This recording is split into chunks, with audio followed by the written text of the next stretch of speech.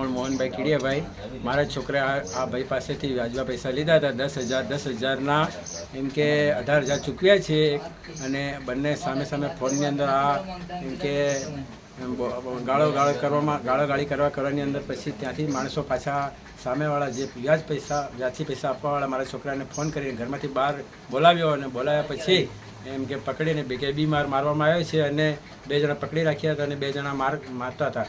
એનું નામ છે તુષારભાઈ રામુભાઈ કામોળ અને બીજો છે અંકિતભાઈ રામુભાઈ કામોળ અને કાંતિભાઈ રૂમાલભાઈ કામોળ અને સુક્રમભાઈ તીતાભાઈ કામોળ. આ 4 જણા મળી મારા છોકરાને ખૂબ ઢોરમાર મારવામાં આવ્યો છે અને પછી મેં એને સિવિલ હોસ્પિટલ સંજેલી ખસેડ્યો. સંજેલીથી મને એમ કીધું કે તમે દાહોદ લઈ જવો પડશે, વાગી ગયું છે. એટલે દાહોદે મને રિફર કર્યો હમણાં પેશન્ટને.